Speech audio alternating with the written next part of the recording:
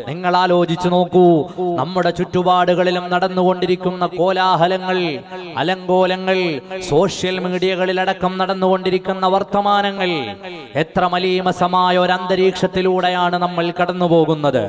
നമ്മുടെ നാട്, ഈ കേരളം, ഇന്നും ഇന്നലെയും ഒന്നും മുസ്ലിമീങ്ങളെ അറിയാൻ തുടങ്ങിയ നാടല്ല.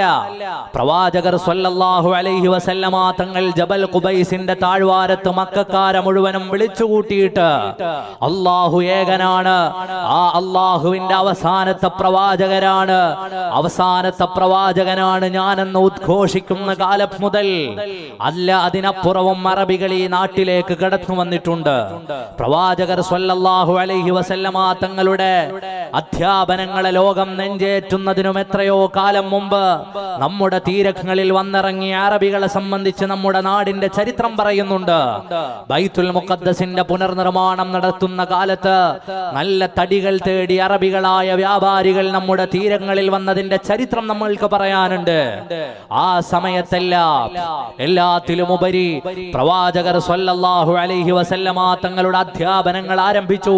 മക്കത്തുൽ മുക്കറമ യുഖ്രിജുഹും മിനദ്ദുലുമാതി ഇലന്നൂർ, വെളിച്ചത്തിന്റെ പർവ്വങ്ങളിലേക്ക് പ്രവാചകർ കൈപിടിച്ചു നടന്ന ആ കാലത്ത് അല്ലാഹുവിന്റെ പ്രവാചകർ സ്വല്ലല്ലാഹു അലൈഹി വസല്ലമ മക്കയിൽ നിന്ന് മദീനയിലേക്ക് ഹിജ്റ വന്ന കാലത്ത് മഹാനരായ മുഗീറത്ത് ബിൻ ശുഅബ റളിയല്ലാഹു അൻഹു അടക്കമുള്ള മഹാരഥന്മാർ നമ്മുടെ കേരളത്തിന്റെ മണ്ണിലേക്ക് വന്നു ചേർന്നിട്ടുണ്ട്. മാലിക് ബിൻ ദീനാർ റളിയല്ലാഹു അൻഹു വന്നിട്ടുണ്ട്. കേരളം മുസ്ലിമീങ്ങളെ അറിയുന്നത് ഇന്നോ ഇന്നലെയോ അല്ല. മഹാന്മാരായ അസ്ഹാബു റസൂലില്ലാഹ് സ്വല്ലല്ലാഹു അലൈഹി വസല്ലമ തങ്ങളുടെ തിരുനബി അനുയായികളുടെ പാദമുദ്രകൾ പതിഞ്ഞ ഇടമാണ് നമ്മുടെ നാട്. ഇന്ത്യ രാജ്യത്തേക്ക് സ്വാത്വികരായ സൂഫി വര്യന്മാർ കടന്നു വന്നിട്ടുണ്ട്. നമ്മുടെ നാട്ടിലേക്ക് കടന്നു വന്ന അവരെല്ലാം സഹിഷ്ണുതയുടെയും സമാധാനത്തിന്റെയും വക്താക്കളായി ഈ രാജ്യത്തെ മുഴുവനും ചേർത്തു പിടിച്ചിട്ടുണ്ട്. മഹാന്മാരായി നമ്മുടെ മസാറുകളിൽ മറപ്പെട്ടു കിടക്കുന്നവരുടെ എല്ലാം അരികിലേക്ക് നിങ്ങൾ നോക്കൂ. നമ്മുടെ മുമ്പിൽ കിടക്കുന്ന പ്രിയപ്പെട്ടവർ അല്ലാഹു സുബ്ഹാനഹു വ തആലയുടെ ബഹുമാന്യരായ ഔലിയാക്കളിൽപ്പെട്ടവർ, അല്ലാഹുവിന്റെ റസൂലിന്റെ കുടുംബത്തിൽപ്പെട്ടവർ, അവരുടെ മസാറിലേക്ക് ശാന്തി തേടി വരുന്നവർ ആരൊക്കെയാണ്? അതിലെല്ലാം മതസ്ഥരുമുണ്ട്. കാരണം അവർക്കറിയാം, മുൻഗാമികളിൽ നിന്ന് കേട്ട പരിചയമടക്കം ഈ മസാറിലേക്ക് കാരുണ്യം തേടി വന്നാൽ കരുണ തരാതെ മാറ്റി നിർത്തുന്ന ഇടമല്ല എന്ന് കേട്ടതുകൊണ്ട് രാജ്യത്തിന്റെ എല്ലാ ഭാഗത്തും മറപ്പെട്ടു കിടക്കുന്ന മഹാരഥന്മാരുടെ മസാറുകളിലേക്ക് ജാതി മത ഭേദമന്യേ ഈ നാട്ടിലെ ജനങ്ങൾ ഒഴുകിയെത്താറുണ്ട്. ആ മസാറുകളിൽ നിന്നുകൊണ്ട് അവരുടെ ആവലാദികൾ പറയാറുണ്ട്. കുറി തൊട്ടവരും കുരിശു വരച്ചവരും മഹാന്മാരുടെ മസാറുകളിൽ വന്ന് കരളുപൊട്ടി സങ്കടങ്ങൾ പറയാറുണ്ട്. ആ സങ്കടങ്ങൾ നിവർത്തി കിട്ടുന്ന നേരത്ത് സന്തോഷ സൂചകമായി പലപ്പോഴും പള്ളികളുടെ മുറ്റത്തേക്ക് അവർ ഓടി വരാറുണ്ട്. മഹാന്മാരുടെ അനുസ്മരണങ്ങൾ എന്തുകൊണ്ട് നിലനിൽക്കണം?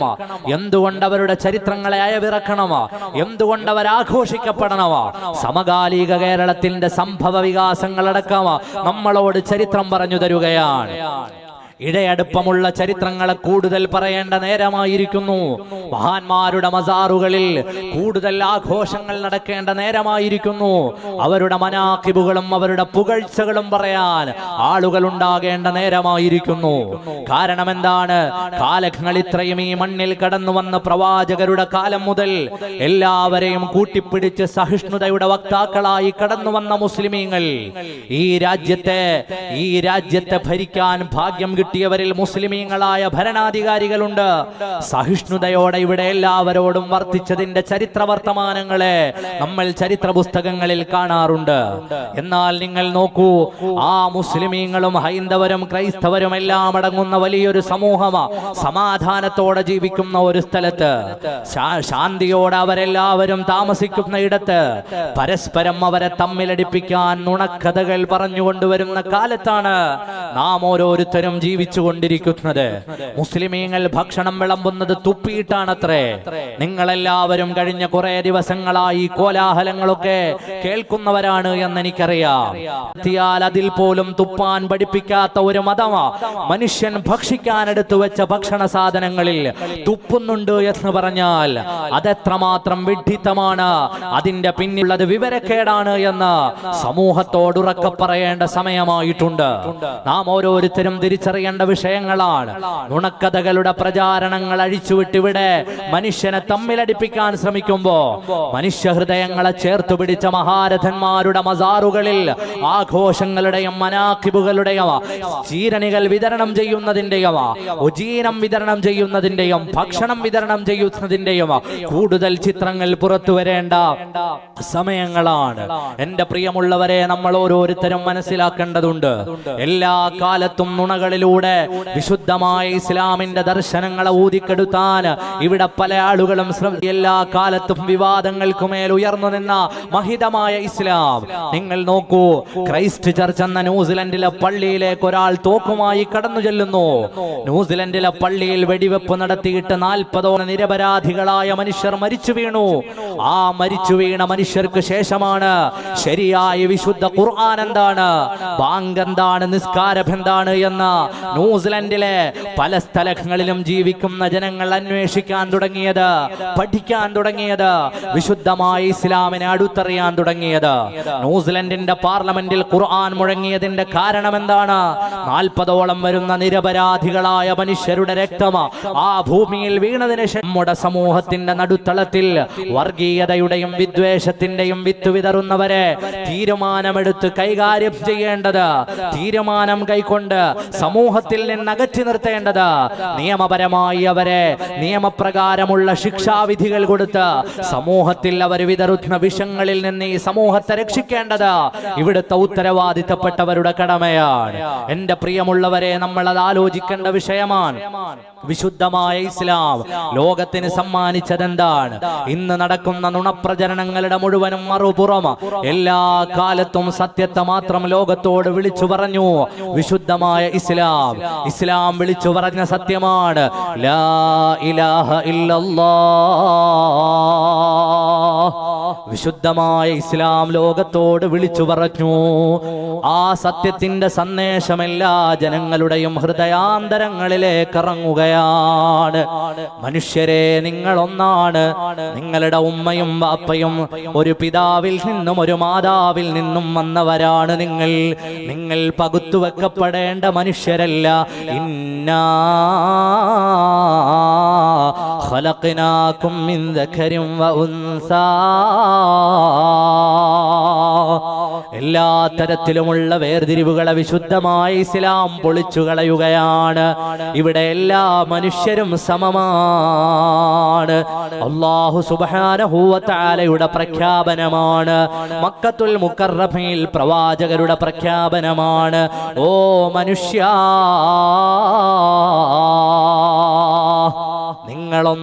നിങ്ങളൊന്നാണെന്ന് വിശുദ്ധ ഖുർആൻ. പേരും പെരുമകളും കൊണ്ട് നിങ്ങൾ വലിയവരാണെന്ന് ധരിക്കേണ്ടതില്ല. നിങ്ങളുടെ അരികിലൂടെ നടക്കുന്നവരെയൊന്നും നിസാരമായി നിങ്ങൾ ഗണിക്കേണ്ടതില്ല. നിങ്ങളാരാണ്? നിങ്ങളൊരു ഉമ്മയുടെയും ഉപ്പയുടെയും മക്കളാണ്. വിശുദ്ധ ഖുർആൻ. ചില ആളുകൾ വിചാരിച്ചത് ഹറാമ് ഹലാല് എന്ന് പറഞ്ഞാൽ ഈ കോഴി അറുക്കുന്നതും ആടിനെ അറുക്കുന്നതും അതുപോലെ ഹോട്ടലുകളിൽ ഭക്ഷണം ഉണ്ടാക്കുന്നതൊക്കെയാണ് ഹലാല് എന്ന് വിചാരിച്ച് തെറ്റിദ്ധരിച്ചു പോയൊരു വിഭാഗം ആളുകൾ. ഹലാൽ എന്ന് പറഞ്ഞാല് ഭക്ഷണത്തിൽ മാത്രമല്ല, മുസ്ലിമിന്റെ വാക്കും പ്രവൃത്തിയും ജീവിതവും ഹലാൽ. മുസ്ലിമിന്റെ ജീവിതത്തിൽ ഉടനീളമുള്ളതാണ് ഹലാൽ. ഹലാല് ഞങ്ങൾ തടയുമെന്ന് ചില ആളുകളുടെ മുദ്രാവാക്യങ്ങൾ. ഞാൻ നേരത്തെ പറഞ്ഞതുപോലെ എന്താണ് വിഷയം എന്ന് കൃത്യമായി പഠിച്ചിട്ടില്ല. ആ വിഷയവുമായി ബന്ധപ്പെട്ട യാതൊരു അറിവുമില്ലാത്ത ആളുകളാണ് ഇന്ന് ഹലാലും ഹറാമും ഒക്കെ പറയും. നിങ്ങൾ നോക്കൂ, പല മതങ്ങൾക്കും ഇവിടെ മൃഗങ്ങളെ അറുക്കാൻ പല രീതികളുണ്ട്. സിഖ് സമുദായം അവരുടെ രീതിശാസ്ത്രമനുസരിച്ചാണ്, മതശാസ്ത്രമനുസരിച്ചാണ് അവർ മൃഗങ്ങളെ അറുക്കുന്നത്. അതേ അവർക്ക് കഴിക്കാൻ പറ്റും. ഛഡ്ക എന്നാണ് അതിന് പറയുന്നത്. നമ്മൾ ഇവിടെ നിന്ന് ഉത്തരേന്ത്യയിലേക്ക് സഞ്ചരിച്ചാൽ അവിടെയുള്ള പല ഹോട്ടലുകളിലും ലഭിക്കുന്ന മാംസം സിഖുകാരുടെ മതനിയമപ്രകാരം അറുത്ത മാംസമാണ്. നിങ്ങൾ നോക്കൂ, വിദേശ രാജ്യങ്ങളിലൊക്കെ ഹോട്ടലുകളിൽ ചെന്നാൽ ജൂതന്മാരായ ആളുകൾ, അവരുടെ മതത്തിൽപ്പെട്ട ആളുകൾ അറുത്ത മാംസമാണ് അവർ കഴിക്കുക. അതിന് നിയമങ്ങളുണ്ട്. വെറും ജൂതനെ പറ്റൂല, നല്ല ജൂതനായിരിക്കണം. ജൂതൻ അറുത്ത മാംസമേ ജൂതൻ കഴിക്കൂ, അവരുടെ നിയമമാണ്. ആ നിയമപ്രകാരമുള്ള മാംസമാണ് ജൂതന്മാര് കഴിക്കുക. അങ്ങനെ ലോകത്ത് വ്യത്യസ്തമായ കൾച്ചറുകൾ എല്ലാ കാലത്തും ഉണ്ട്. പരസ്പരം എല്ലാവരും ഉൾക്കൊള്ളാറുണ്ട്. മുസ്ലിമീങ്ങൾക്ക് ഹലാലും ഹറാമും ഇന്നും ഇന്നലെ അല്ല. ചില ആളുകളുടെ സംവാദങ്ങളും സംശയങ്ങളും കേട്ടാൽ നമുക്ക് അങ്ങനെയാ തോന്നുന്നത്. നമ്മുടെ ഹോട്ടലിന് മുമ്പിലൊക്കെ പിന്നെ ബോർഡ് വെച്ചത് എന്തിനാ? മുസ്ലിമീങ്ങൾക്ക് കൂടി കഴിക്കാൻ പറ്റിയ ഭക്ഷണം ഇവിടെ ഉണ്ടെന്ന് കാണിക്കാനാണ്. ഉദാഹരണത്തിന് ഒരു ഗ്ലാസ് വെള്ളം, ഒരു ഗ്ലാസ് പാനീയം, ഒരു ഗ്ലാസ് മദ്യം, ഇത് രണ്ടും ഇവിടെ ഇരിക്കുന്നു വിചാരിക്കാം. ഇവിടെ ഇരിക്കുന്ന ഒരു ഗ്ലാസ് മദ്യം, ഒരു ഗ്ലാസ് സാധാരണ വെള്ളവും. ഒരാള് ഇത് രണ്ടും മദ്യമല്ല, ഇത് വെള്ളമാണ്, നിങ്ങൾക്ക് കുടിക്കാൻ പറ്റുന്നതാണ്, മദ്യത്തിന്റെ അടുത്തിരുന്നത് കൊണ്ട് മദ്യമാണ് എന്ന് കരുതി പോകല്ലേ എന്ന് കാണിക്കാൻ അതിന്റെ മേലിൽ ഇത് ഹലാലാണ് എന്ന് എഴുതി വെച്ചാൽ അതെങ്ങനെയാണ് അപരാധാവുക? നമ്മുടെ നാടൊക്കെ സുബ്ഹാനല്ലാഹ് ഇല്ലാത്ത നുണകളും ഇല്ലാത്ത കഥകളും പറഞ്ഞ് ജനങ്ങളെ ഭിന്നിപ്പിച്ച് തമ്മിലടുപ്പിച്ച് മതകീയമായി വർഗീയമായി വേർതിരിക്കുക. ആ വേർതിരിവിന്റെ ഇടയിലൂടെ അവരുടെ പൊളിറ്റിക്കൽ പ്രൊപ്പഗണ്ടകളെ നടപ്പാക്കിയെടുക്കുക. ഇതാണ് നമ്മുടെ നാട്ടിൽ നടന്നുകൊണ്ടിരിക്കുന്നത്. വൈകാരികമായി അവരെ ഇങ്ങനെ വൈകാരികതയുടെ മേൽ ഉറപ്പിച്ചു നിർത്തിയിട്ട് അവരുടെ ജീവിതവുമായി ബന്ധപ്പെട്ട മുഴുവൻ പ്രശ്നങ്ങളെയും, ജീവൽ പ്രശ്നങ്ങളെ മുഴുവനും അതിന്റെ പിന്നിലൂടെ മൂടിക്കളയുക. മറ്റു ചർച്ചകളൊന്നും വരരുത്. ഇവരെല്ലാ കാലത്തും വൈകാരികമായി ഈ വിഷയം ചർച്ച ചെയ്തുകൊണ്ടിരിക്കണം. ഒരിക്കൽ NRC, അടുത്തത് CAA, അതിനപ്പുറത്ത് ഹലാല്. ഓരോ ദിവസവും പുതിയ പുതിയ വിവാദങ്ങൾ സൃഷ്ടിക്കുന്നതിന്റെ പിറകിൽ വ്യക്തമായ രാഷ്ട്രീയ അജണ്ടകളുണ്ട്. മനുഷ്യരെ തമ്മിലടിപ്പിക്കാനുള്ള തത്വശാസ്ത്രങ്ങൾ പ്രവർത്തിക്കുന്നുണ്ട്. അള്ളാഹു നമ്മുടെ നാടിനെ കാത്തുരക്ഷിക്കുമാറാകട്ടെ. മുസ്ലിമീങ്ങൾക്ക് ഹലാല് എന്ന് പറഞ്ഞാൽ, അനുവദനീയമായത് എന്ന് പറഞ്ഞാൽ, നമ്മൾ ഓരോരുത്തരും നമ്മുടെ ചുറ്റുപാടുമുള്ള ഹൈന്ദവരായ ആളുകൾക്ക് അതിനെ വ്യക്തമായി വിശാലമായി തന്നെ പറഞ്ഞു കൊടുക്കണം, പഠിപ്പിച്ചു കൊടുക്കണം. അതിന്റെ പേരിലാണ് ഈ കഥകളും ഇല്ലാ കഥകളും നുണകളും ഒക്കെ പറഞ്ഞത്. അർത്ഥതല്ലാത്ത, കുത്തിച്ചത്തതോ വഴിയിൽ കിടക്കുന്നതോ മോശമായതോ മ്ലേച്ഛമായതോ നിങ്ങളൊക്കെ മിഹ്റാബിൽ നിന്ന് കേട്ടിട്ടുണ്ടാവും ഇഷ്ടം പോലെ. നമ്മുടെ വസ്ത്രം ഹലാലായിരിക്കണം. ആലോചിച്ചു നോക്കൂ, നാളെ മുതൽ ഹലാലായ വസ്ത്രം അനുവദിക്കില്ല എന്ന് പറഞ്ഞാൽ അത് എത്രമാത്രം വിഡ്ഢിത്ത. ഞാൻ അധ്വാനിച്ച പൈസ കൊണ്ട്, പലിശയല്ലാത്ത എന്റെ അധ്വാനം കൊണ്ട് ഞാനൊരു വസ്ത്രം വാങ്ങി ധരിക്കാന്ന് പറഞ്ഞാൽ അത് ഹലാലായ വസ്ത്രമാണ്. നേരെ മറിച്ച് ഒരാളുടെ വസ്ത്രം, ഞാൻ ഉസ്താദിന്റെ വസ്ത്രം എടുക്കാന്ന് വിചാരിക്കാം, ഉസ്താദിന്റെ അനുമതിയില്ലാതെ ഉസ്താദിന്റെ വസ്ത്രം എടുത്തു നിങ്ങൾ വിചാരിച്ചോ? അത് ഹറാമാണ്. അതിട്ടുകൊണ്ട് നടത്തുന്ന ആരാധനകൾക്ക് വരെ ചർച്ചകൾ വേറെ ആയിട്ടുണ്ട്. അപ്പൊ പറഞ്ഞു വന്നത് ഹലാല് ഭക്ഷണത്തിൽ മാത്രമാണ് എന്ന് സാധുക്കൾ തെറ്റിദ്ധരിച്ചു പോയതാണ്. ചില ആളുകൾ ഇങ്ങനെയാണല്ലോ നുണകളെ പറഞ്ഞ് പ്രചരിപ്പിച്ച്, വാട്സപ്പുകളിലൂടെ പ്രചരിപ്പിച്ച് മനുഷ്യന്റെ മസ്തിഷ്കത്തിൽ വർഗീയത കുത്തി നിറയ്ക്കുക. എന്നാലോ ശരിയായ മഹാന്മാരുടെ ജീവിതം നമ്മളെ പഠിപ്പിക്കുന്നത് കണ്ടില്ലേ? മഹാന്മാരുടെ ജീവിതത്തിന്റെ ആശയങ്ങളുടെ, അവര് ലോകത്തോട് സംവദിച്ച ശൈലികളുടെ ലോകം നമ്മളോട് പറയുന്നത് കണ്ടില്ലേ? അവരുടെ ജീവിതം എത്രത്തോളം മറ്റുള്ള മതസ്ഥരെ ഉൾക്കൊണ്ടതായിരുന്നു. കുഞ്ഞായ മുസ്ലിയാരെന്ന് കേൾക്കാത്ത ആരും ഉണ്ടാവില്ല. കുഞ്ഞായ മുസ്ലിയാർക്ക് ഒരു നൂൽമദ്ഹ് ഉണ്ട്. അങ്ങനെ ഒരു കാവ്യത്തെ കുറിച്ച് കേട്ടിട്ടുണ്ടോ? കുഞ്ഞായ മുസ്ലിയാർക്ക് ഒരു നൂൽമദ്ഹ് ഉണ്ട്. മഹാനരായ സയ്യിദുനാ മുഹമ്മദുർ റസൂലുള്ളാഹി സ്വല്ലല്ലാഹു അലൈഹി വസല്ലം. നൂൽ എന്ന വാക്ക് അത് തമിഴാണ് എന്ന് ചില ആളുകൾ പറഞ്ഞു. നൂൽ അള്ളാഹുവിന്റെ റസൂൽ സല്ലല്ലാഹു അലൈഹി വസല്ലം തങ്ങളുടെ മദ്ഹ് എഴുതിയിട്ട് അതിന് പേര് കൊടുത്തത് നൂൽ മദ്ഹ് എന്നാണ്.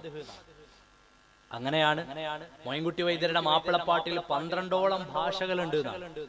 ആധുനിക പാട്ടുകാരുടെ ഭാഷയല്ല, മൊയ്ൻകുട്ടി വൈദ്യരുടെ മാപ്പിളപ്പാട്ട് 12 ഭാഷകൾ, തമിഴും സംസ്കൃതവും അറബിയും മലയാളവും ചെന്തമിഴും തമിഴിന്റെ വകഭേദങ്ങളും എല്ലാം ചേർന്നതായി. അത്രയും ഭാഷകളിൽ പാണ്ഡിത്യമുള്ള ആളായിരുന്നു മൊയ്ൻകുട്ടി വൈദ്യർ. അതുപോലെ നൂൽമദ്ഹ് രചിച്ചിട്ട് മഹാനരായ കുഞ്ഞായി മുസ്ലിയാർ അത് ആദ്യം പാടിക്കൊടുത്തത് മങ്ങാട്ടച്ചൻ എന്ന ഹൈന്ദവനായി. മങ്ങാട്ടച്ചൻ എന്ന ഹൈന്ദവനാണ് കുഞ്ഞായി മുസ്ലിയാരുടെ നൂൽമദ്ഹ് കേട്ടത്. ആ മങ്ങാട്ടച്ചൻ എന്ന ഹൈന്ദവനാണ് സാമൂതിരിയോട് പറഞ്ഞത്, രാജാവേ, കുഞ്ഞായിൻ എന്ന നമ്മുടെ ഈ കൊട്ടാരത്തിന്റെ ചുറ്റുഭാഗത്ത് തന്നെ ജീവിക്കുന്ന മുസ്ലിം പണ്ഡിതനായ മഖ്ദൂമിന്റെ ശിഷ്യനായ കുഞ്ഞായി മുസ്ലിയാർ, അയാളൊരു മനോഹരമായ കാവ്യം രചിച്ചിട്ടുണ്ട് രാജാവേ. സാമൂതിരി രാജാവിന്റെ കൊട്ടാരത്തിലേക്ക് കുഞ്ഞായി മുസ്ലിയാർ വന്നു. മങ്ങാട്ടച്ചൻ പറഞ്ഞല്ലോ, നിങ്ങളൊരു കാവ്യം രചിച്ചെന്നൊന്നു പാടുമോ? മഹാനരായ കുഞ്ഞായ മുസ്ലിയാരുടെ നൂൽമദ്ഹ് അറ്റു വീഴുകയാണ്. നബി സല്ലല്ലാഹു അലൈഹി വസല്ലമ തങ്ങളുടെ വർണ്ണനകളുടെ പുകഴ്ചകളുടെ പാട്ടുകൾ സാമൂതിരിയുടെ കൊട്ടാരത്തിൽ ഇങ്ങനെ ഓളം തല്ലുകയാണ്. അവിടെയുള്ള പണ്ഡിതന്മാർ പറഞ്ഞു, എത്ര മനോഹരം, എത്ര മനോഹരം, വളരെ ഭാഷാ വൈഭവമുള്ളയാൾ. കുഞ്ഞായി മുസ്ലിയാരുടെ പാട്ടിങ്ങനെ അധികരിച്ചതിന്റെ വരികൾ ഇങ്ങനെ ചൊല്ലി ചൊല്ലി ചൊല്ലി നൂൽമദ്ഹിന്റെ വരികൾ ഇങ്ങനെ ചൊല്ലി ചൊല്ലി തീരുന്ന ഉടനെ ഇരുന്ന ഇരിപ്പിടത്തിൽ നിന്ന് ഹൈന്ദവനായ സാമൂതിരി രാജാവ് എഴുന്നേറ്റു. കുഞ്ഞായി മുസ്ലിയാർ എന്ന മുസ്ലിം പണ്ഡിതന്റെ അരികിലേക്ക് വന്നു.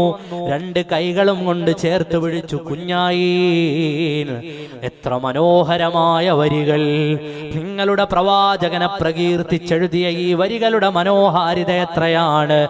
ആ മദ്ഹ് പ്രസിദ്ധീകരിക്കാനുള്ള പണം നിങ്ങൾക്ക് വേണോ?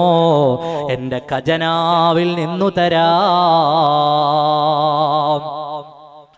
ഹൈന്ദവനായ സാമൂതിരി രാജാവാണ് കുഞ്ഞായി മുസ്ലിയാരുടെ നൂൽമദ്ഹ് അച്ചടിച്ച് വിതരണം ചെയ്യാനുള്ള ആദ്യത്തെ സംഖ്യ നൽകിയത്. ഖജനാവ് തുറന്നിട്ട് അവർ ആവശ്യമുള്ളത് എടുത്തോ. നമ്മുടെ ഇടയിൽ മനുഷ്യത്വത്തിന്റെയും സാഹോദര്യത്തിന്റെയും മതമൈത്രിയുടെയും ചരിത്രങ്ങളും ചിത്രങ്ങളും ഉണ്ട്. ഇന്നലകളിൽ നമ്മൾ പരസ്പരം സന്തോഷത്തോടെ ജീവിച്ചവരാണ്. നമ്മളെ തമ്മിലടിപ്പിക്കാൻ, നമുക്കിടയിൽ വൈരാഗ്യങ്ങൾ ഉണ്ടാക്കാൻ, അതിന്റെ മറവിലൂടെ നമ്മൾ അനുഭവിക്കുന്ന സാമൂഹിക പ്രശ്നങ്ങളെ മറച്ചുപിടിക്കാൻ നടക്കുന്ന ശ്രമങ്ങളെ ഒറ്റക്കെട്ടായി സമൂഹം പ്രതിരോധിക്കേണ്ടതുണ്ട്. അല്ലാഹു തൗഫീഖ് നൽകുമാറാകട്ടെ. മഹാനരായ മുഹീദ്ദീൻ ശൈഖ് തങ്ങളിൽ നിന്നാണ് പോയത്.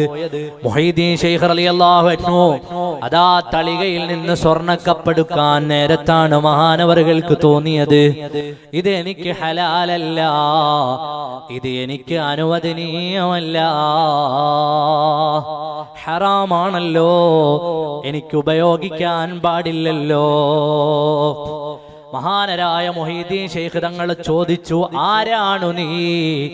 ഇങ്ങനെ വലിയ തളികയും ഇറക്കി ഇതിനൊപ്പം വന്നയാൾ ആരാണു നീ എന്ന് ചോദിക്കുന്ന ഉടനെ അതാ അശരീരി കേൾക്കുകയാണ്, അന റബ്ബുക യാ അബ്ദുൽ ഖാദിർ, ഞാൻ നിന്റെ റബ്ബാണ് അബ്ദുൽ ഖാദിറേ.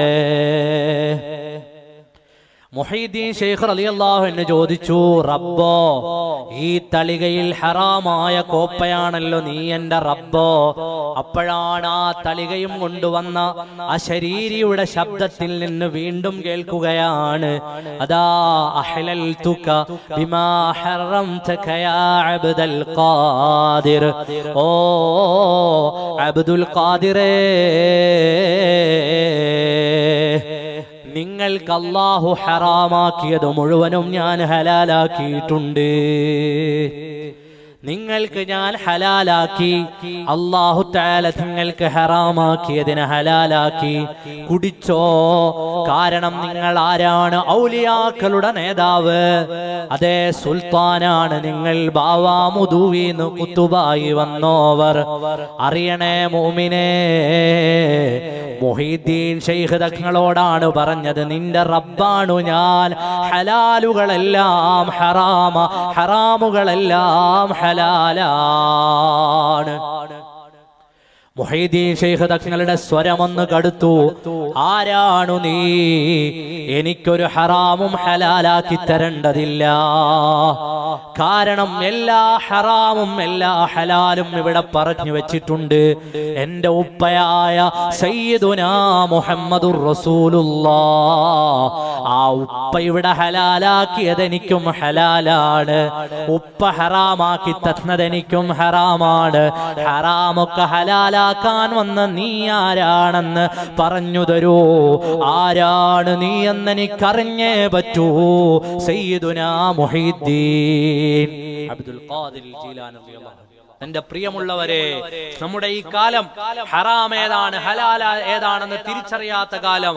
സാമ്പത്തിക ക്രമക്കേടുകളിലും തട്ടിപ്പുകളിലും പെട്ട് ക്യൂനെറ്റിലും അതുപോലെ മൾട്ടി ലെവൽ മാർക്കറ്റിങ്ങുകളിലും ട്രേഡ് ബിസിനസ്സുകളിലും ഒക്കെ പൈസ ഇറക്കിയിട്ട് ചതിവ് പറ്റിയ ചെറുപ്പക്കാരുടെ കണ്ണീരിന്റെ കാലാണിത്. ആ കാലത്ത് നമ്മൾ കൽബിൽ കുറിക്കണം, ഔലിയാക്കളുടെ നേതാവല്ലേ, ഹറാമെല്ലാം ഹലാലാണ് എന്ന് പറഞ്ഞിട്ടാണ് മുഹീദ്ദീൻ ശൈഖ് തങ്ങളെ മുന്നിൽ ആര് വന്നത്?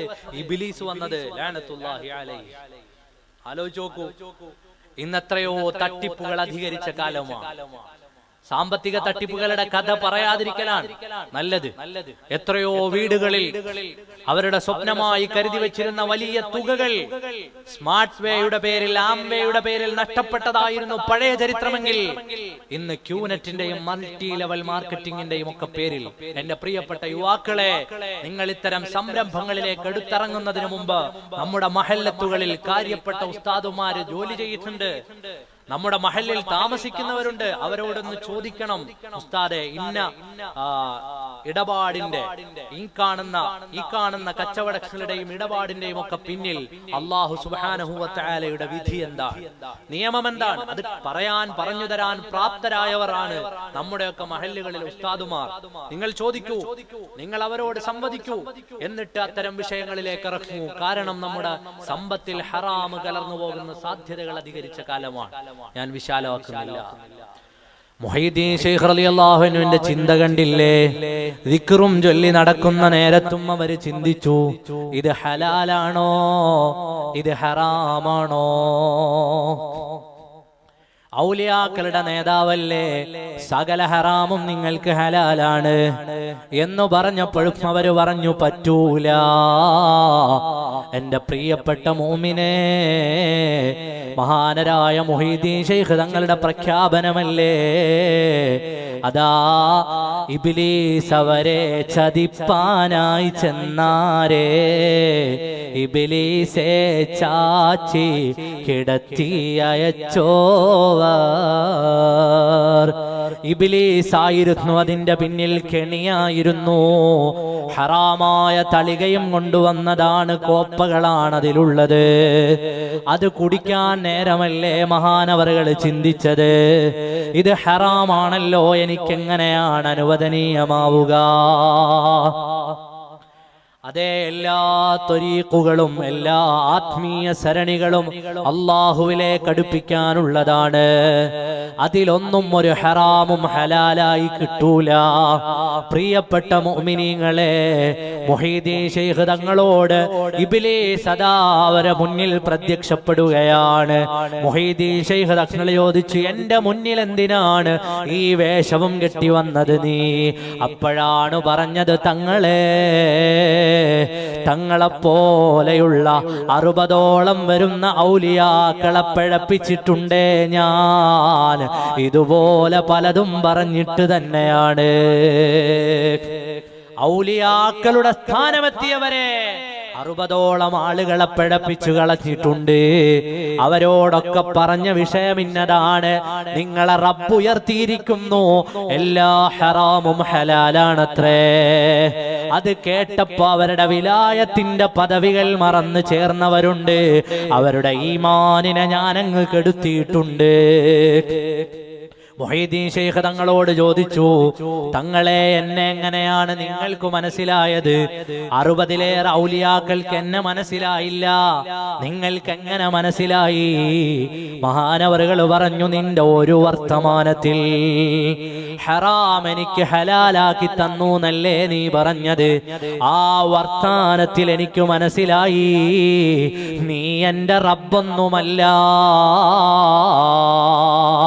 ഇവിടെ ഹറാമിനെയും ഹലാലിനെയും ബയാൻ ചെയ്തത് എന്റെ ഉപ്പയാണ്. ആ ഉപ്പയുടെ വഴിയിൽ നടക്കുന്നയാളാണ് ഞാൻ എത്ര ഔലിയാക്കളുടെ പദവിയിലെത്തിയാലും ഒരു ഹറാമും എനിക്ക് ഹലാലല്ലെന്നറിയാം. എന്റെ ഉപ്പയുടെ ദീനാണ് എന്റെ കയ്യിലുള്ളത്. ആ ഒറ്റ വർത്തമാനം കൊണ്ട് നിന്നെ അളന്നുപോയി. എന്റെ മുന്നിൽ നീ കാണാൻ പാടില്ല.